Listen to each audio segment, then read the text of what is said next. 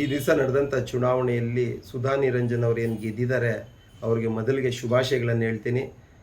ಕಾಂಗ್ರೆಸ್ ಅಧ್ಯಕ್ಷರಾದಂತಹ ದಿನಗಳಲ್ಲಿ ನಗರದ ನಾಗರಿಕರಿಗೆ ಹೊಂದಿಕೊಂಡು ಹೋಗುವಂಥದ್ದು, ನಾಗರಿಕ ಸ್ನೇಹಿ ಪುರಸಭೆಯನ್ನು ನಿರ್ಮಾಣ ಮಾಡುವಂಥ ದಿಕ್ಕಿನಲ್ಲಿ ಹೋಗೋದು ಅವ್ರ ಕೈಯಲ್ಲಿ ಆಗಲಿಲ್ಲ. ಆದರೆ ಈ ದಿವಸ ಆಗಿರ್ತಕ್ಕಂಥ ಭಾರತೀಯ ಜನತಾ ಪಕ್ಷದ ನಿರಂಜನ್ರವ್ರು ಏನಾಗಿದ್ದಾರೆ, ಅವರು ಈ ಕೆಲಸ ಅವರನ್ನು ಬೆಂಬಲಿಸುವಂಥ ಸ್ಥಿತಿ ಕಾಂಗ್ರೆಸ್ ಏನು ಬಂದಿತ್ತು, ಅವ್ರ ದಿಕ್ಕಲ್ಲಿ ಹೋಗ್ದಿರ ಭಾರತೀಯ ಜನತಾ ಪಕ್ಷದ ಅಭಿವೃದ್ಧಿ ದಿಕ್ಕಲ್ಲಿ ಹೋಗಲಿ ಅಂತ ಅವ್ರಿಗೆ ಸಲಹೆಯನ್ನು ಕೊಡ್ತಾ ಇದ್ದೇನೆ ಹಿರಿಯ ಸದಸ್ಯನಾಗಿ. ಅದೇ ರೀತಿಯಲ್ಲಿ ನಮ್ಮ ಉದ್ದೇಶ, ನಗರದ ನಾಗರಿಕರ ಉದ್ದೇಶ ಇದ್ದಿದ್ದು ಈ ಬಾರಿ ಕಾಂಗ್ರೆಸ್ ಅಧ್ಯಕ್ಷರು ಆಗಬಾರದು ಅನ್ನೋದಿತ್ತು. ಅದರಲ್ಲಿ ಯಶಸ್ವಿಯಾಗಿದ್ದೀವಿ. ಹಿರಿಯ ಪಕ್ಷದ ನಾಯಕ ನೀವಾಗಿದ್ರಲ್ವಾ, ಪಕ್ಷ ವಿರೋಧವಾಗಿ ಇನ್ನೊಬ್ರು ಆಗೋರಲ್ಲ, ಇದಕ್ಕೆ ಹಿರಿಯ ನಾಯಕರು ಯಾವ ತರ ರಿಯಾಕ್ಟ್ ಆಗ್ತಾವ್ರೆ? ಅಂದ್ರೆ ಹಿರಿಯ ನಾಯಕರ ಮಾತಿಗೆ ಬೆಲೆ ಇಲ್ವಾ ಅಂತ. ಅವ್ರು ಹಿರಿಯ ನಾಯಕರನ್ನ ಕೇಳ್ಕೊಬೇಕು. ನನ್ನ ಕೇಳಿದ್ರೆ ನಮ್ಮ ಉದ್ದೇಶ ಇದ್ದಿದ್ದು ಕಾಂಗ್ರೆಸ್ ಅಧ್ಯಕ್ಷರನ್ನು ಮಾಡಬಾರ್ದು ಅನ್ನೋದಿತ್ತು. ಅದರಲ್ಲಿ ನಾವು ಫಲಕಾರಿಯಾಗಿದ್ದೀವಿ, ಅಷ್ಟೇ ಯಶಸ್ವಿಯಾಗಿದ್ದೀವಿ. ಈಗ ನನಗೆ ನೀವು ಅಧ್ಯಕ್ಷರದ್ದು ಒಂದ್ ಸ್ವಲ್ಪ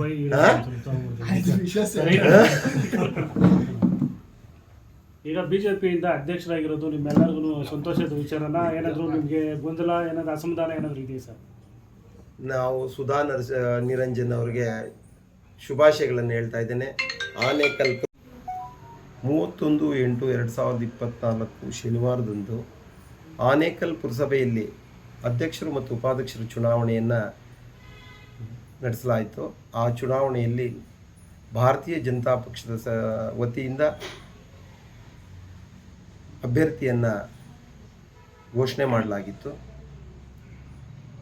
ಈ ಚುನಾವಣೆ ಆನೇಕಲ್ ನಗರದಲ್ಲಿ ಇರತಕ್ಕಂಥ ನಡೀತಾ ಇರತಕ್ಕಂಥ ಅಭಿವೃದ್ಧಿ ಕೆಲಸಗಳು ಮತ್ತು ನಾಗರಿಕ ಸ್ನೇಹಿ ಪುರಸಭೆ ಏನಿದೆ ಇದು ನಡೀತಾ ಇಲ್ಲ ಅನ್ನೋದನ್ನು ತೋರಿಸುವಂಥ ಉದ್ದೇಶದಿಂದ ಈ ಚುನಾವಣೆ ಇತ್ತು. ಭಾರತೀಯ ಜನತಾ ಪಕ್ಷ ಈ ಅವಧಿಗೆ ನಡೆದಂತಹ ಚುನಾವಣೆಯಲ್ಲಿ 10 ಸ್ಥಾನಗಳನ್ನು ಪಡೆದಿತ್ತು. ಕಾಂಗ್ರೆಸ್ ಪಕ್ಷ 17 ಸ್ಥಾನಗಳನ್ನು ಪಡೆದಿತ್ತು. MP ಮತ್ತು MLA ಎಲ್ಲ ಸೇರಿ ಅವರು 29 ಜನ ಇದ್ದರು. 19 ಜನ ಇದ್ದರು. 29 ಒಟ್ಟು 19 ಜನ ಇದ್ದರು. ನಾವು 10 ಜನ ಪುರಸಭಾ ಸದಸ್ಯರಿದ್ದಿದ್ದು. ಆದರೆ ಇವರು ಅಭಿವೃದ್ಧಿ ಮಾಡುವಂಥ ದಿಕ್ಕು, ಅಭಿವೃದ್ಧಿ ಮಾಡುವಂಥ ಗುರಿಯನ್ನು ಮರೆತು ಎಲ್ಲ ಅಕ್ರಮ ನಿವೇಶನಗಳನ್ನು ಮತ್ತು ನಾಗರಿಕರಿಗೆ ಸಮಸ್ಯೆ ಆಗುವಂಥ ಕೆಲಸಗಳನ್ನು ಮಾಡ್ಕೊಂಡ್ಬಂದಂಥ ಉದ್ದೇಶದಿಂದ ಈ ಬಾರಿ ಬದಲಾವಣೆ ಮಾಡಬೇಕು ಅನ್ನೋ ಉದ್ದೇಶ ನಾಗರಿಕರಿಗಿದ್ರೂ ಆ ಸ್ಥಿತಿ ಇಲ್ದಿರ ಇರೋದ್ರಿಂದ ಭಾರತೀಯ ಜನತಾ ಪಕ್ಷದ ಪುರಸಭಾ ಸದಸ್ಯರುಗಳಿಂದ ಭಾರತೀಯ ಜನತಾ ಪಕ್ಷದ ಅಧ್ಯಕ್ಷರನ್ನು ಮಾಡಬೇಕು ಅನ್ನೋ ಉದ್ದೇಶದಿಂದ ಮನಸ್ಥಿತಿಯಲ್ಲಿ ಹಾರೈಸ್ತಾ ಇದ್ರು. ಆ ಉದ್ದೇಶ ಇವತ್ತು ಈಡೇರಿದೆ. ಅದೇ ಕಾಂಗ್ರೆಸ್ಸಿನ ಸ್ಥಿತಿ ಯಾವ ಸ್ಥಿತಿಗೆ ಬಂದಿದೆ ಅಂದರೆ, ಕಾಂಗ್ರೆಸ್ಸು ಭಾರತೀಯ ಜನತಾ ಪಕ್ಷದ ಸದಸ್ಯನನ್ನು ಪುರಸಭಾ ಅಧ್ಯಕ್ಷನಾಗಿ ಮಾಡುವಂಥ ಸ್ಥಿತಿಗೆ ಬಂದಿದೆ.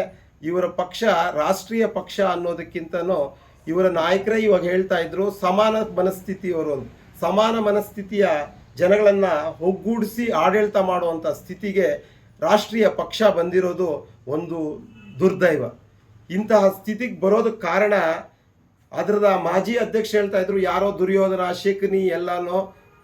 ಕಾಂಗ್ರೆಸ್ ಪಕ್ಷದ ಶಾಸಕರಿಗೆ ಯಾರು ಶಕುನಿ ಯಾರು ದುರ್ಯೋಧನ ಅನ್ನೋದ್ರನ್ನೆಲ್ಲನೂ ಅರ್ಥ ಆಗೋ ರೀತಿಯಲ್ಲಿ ಈ ಚುನಾವಣೆ ನಡೆದಿದೆ. ಆಡಳಿತ ಮಾಡಿದಂಥ ಮಾಜಿ ಅಧ್ಯಕ್ಷರು ಅವರ ಅವಧಿಯಲ್ಲಿ ಕಾಂಗ್ರೆಸ್ ಕಾರ್ಯಕರ್ತರಿಗೆ ನೀಡಬೇಕಾದಂಥ ಅವಕಾಶಗಳನ್ನೆಲ್ಲ ಕುಂಠಿತಗೊಳಿಸಿ ಅಭಿವೃದ್ಧಿ ಕೆಲಸಗಳನ್ನು ನಿಲ್ಲಿಸಿದರ ಪರಿಣಾಮ ಇವತ್ತು ಭಾರತೀಯ ಜನತಾ ಪಕ್ಷದ ಅಧ್ಯಕ್ಷರು ಪುರಸಭೆಯಲ್ಲಿ ಆಡಳಿತ ಮಾಡುವಂಥ ಸ್ಥಿತಿ. 3 ಬಾರಿ ಶಾಸಕರಾದಂತಹ ಶಾಸಕರು ಭಾರತೀಯ ಜನತಾ ಪಕ್ಷದ ಒಬ್ಬ ಸದಸ್ಯರಿಗೆ ಅಧ್ಯಕ್ಷರು ಮಾಡುವಂಥ ಸ್ಥಿತಿ ಬಂದಿರೋದು ತುಂಬ ದುರ್ದೈವವಂಥದ್ದು. ಭಾರತೀಯ ಜನತಾ ಪಕ್ಷ 10 ಸ್ಥಾನ ಇದ್ರೂ ಇವತ್ತಿನ ದಿವಸ ಭಾರತೀಯ ಜನತಾ ಪಕ್ಷದ ಒಬ್ಬ ಸದಸ್ಯರೇ ಅಧ್ಯಕ್ಷರಾಗುವಂಥ ಸ್ಥಿತಿಗೆ ಬಂದಿದೆ ಅಂದರೆ ಇದರ ಕಾಂಗ್ರೆಸ್ ಆಡಳಿತದ ಏನಿದೆ ಅದರಲ್ಲಿ ನಡೀತಾ ಇರ್ತಕ್ಕಂಥ ದುರಾಡಳಿತದ ಸ್ಥಿತಿಯೇ ವಿನಃ ಬೇರೆ ಏನೂ ಅಲ್ಲ. ನಾವು ಅಭಿವೃದ್ಧಿ ಮೂಲಭೂತ ಸೌಕರ್ಯಗಳು ಅಂತ ಹೇಳ್ತಾ ಇದ್ದಾರೆ ನಮ್ಮ ಶಾಸಕರು. ಅವರು ಹೇಳಿದಂಥ ಸ್ಥಿತಿ ನಿಜಾನೇ. ಮೂಲಭೂತ ಸೌಕರ್ಯಗಳು ಕಸ ತೆಗೆಯೋದು ಎಷ್ಟು ದಿವಸಕ್ಕೆ ತೆಗಿತಾ ಇದ್ದಾರೆ, ಚರಂಡಿ ತೆಗೆಯೋದು ಎಷ್ಟು ದಿವಸಕ್ಕೆ ತೆಗಿತಾ ಇದ್ದಾರೆ, ಆಮೇಲಿಂದ ನೀರು ಬರೋದು 20 ದಿವಸಕ್ಕೆ, ಕಾವೇರಿ ನೀರು ಬಂದರೆ ಆನೇಕಲ್ಲಲ್ಲಿ 2 ದಿವಸ 3 ದಿವಸಕ್ಕೆ ನೀರು ಬರುತ್ತೆ ಅನ್ನೋಂಥ ಸ್ಥಿತಿಯನ್ನು ಮನಸ್ಥಿತಿಯನ್ನು ಇದ್ದಂತಹ ಜನಕ್ಕೆ 20 ದಿವಸಕ್ಕೆ ನೀರು ಬರ್ತಾ ಇದೆ. ಆನೇಕಲ್ ಕಸವನ್ನು ವಿಲೆ ಮಾಡೋದಕ್ಕೆ BBMPಗೆ ಅದನ್ನು ಸಾಗಿಸುವಂಥ ಆದೇಶ ಆಗಿದ್ರೂ ಸಹ ಅದನ್ನು ನಿಲ್ಲಿಸಿ ಅವರು ಇಲ್ಲೇ ತಂದು ಜನಕ್ಕೆ ಸಮಸ್ಯೆ ಮಾಡುವಂಥ ಸ್ಥಿತಿಯಲ್ಲಿದ್ದಾರೆ. ಆನೇಕಲ್ ನಾಗರಿಕರಿಗೆ ಈ ದುರಾಡಳಿತ ಹೋದ್ರೆ ಸಾಕು ಅಂತ ಇದ್ದ ಸ್ಥಿತಿಯಲ್ಲಿ ಭಾರತೀಯ ಜನತಾ ಪಕ್ಷದ ಅಧ್ಯಕ್ಷರನ್ನ ಮಾಡಬೇಕು ಅನ್ನುವಂಥ ಮನಸ್ಥಿತಿಯಲ್ಲಿದ್ದಂಥ ಜನಕ್ಕೆ ಇವತ್ತು ಶುಭ ದಿನವಾಗಿದೆ. ಭಾರತೀಯ ಜನತಾ ಪಕ್ಷದ ಅಧ್ಯಕ್ಷರಾಗಿರೋದು ನಮಗೆಲ್ಲ ಸಂತೋಷನೇ. ಆದರೆ ಭಾರತೀಯ ಜನತಾ ಪಕ್ಷದ ಸದಸ್ಯರು ಅಧ್ಯಕ್ಷರು ಮಾಡುವಂಥ ಸ್ಥಿತಿ ಕಾಂಗ್ರೆಸ್ ಬಂದಿರೋದನ್ನು ನಮಗೆ ತುಂಬ ಸಂತೋಷ. ಮುಂದಿನ ದಿನಗಳಲ್ಲಿ ಈ ಜನಕ್ಕೆ ಯಾವ ರೀತಿಯಾದಂಥ ಮನಸ್ಥಿತಿ ಇದೆ, ಕಾಂಗ್ರೆಸ್ ಮೇಲೆ ಎಷ್ಟು ದ್ವೇಷ ಇದೆ, ಕಾಂಗ್ರೆಸ್ನವರು ಅವರ ಪಕ್ಷದ ಸದಸ್ಯನನ್ನು ಒಬ್ಬ ಅಧ್ಯಕ್ಷನ ಮಾಡೋದಕ್ಕೂ ಆಗದಿದ್ದ ಸ್ಥಿತಿಯಲ್ಲಿದ್ದಾರೆ ಅನ್ನೋದನ್ನು ನೋಡಿದ್ರೆ ಅಂದರೆ ನಮಗೆ ತುಂಬ ಸಂತೋಷ ಆಗ್ತಾ ಇದೆ. ಇಂಥ ದಿನಗಳಲ್ಲಿ ಮುಂದಿನ ದಿನಗಳಲ್ಲಿ ಇದರ ಪರಿಣಾಮವನ್ನು ಅವರು ಎದುರಿಸಬೇಕಾಗ್ತೈತೆ. ಸಮಾನ ಮನಸ್ಥಿತಿಯವರ ಜೊತೆಯಲ್ಲೇ ಇವರು ಕೆಲಸ ಮಾಡಲಿ, ಪಕ್ಷವನ್ನು ಸಮಾನ ಮನಸ್ಥಿತಿಯವರ ಕೈಯಲ್ಲಿ ಇಟ್ಕೊಂಡು ಹೋಗ್ತಾ ಇದ್ದಾರೆ. ಇಡುವಂಥ ದಿನ ಬಂದಿದ್ದಕ್ಕೆ ತುಂಬ ಸಂತೋಷ.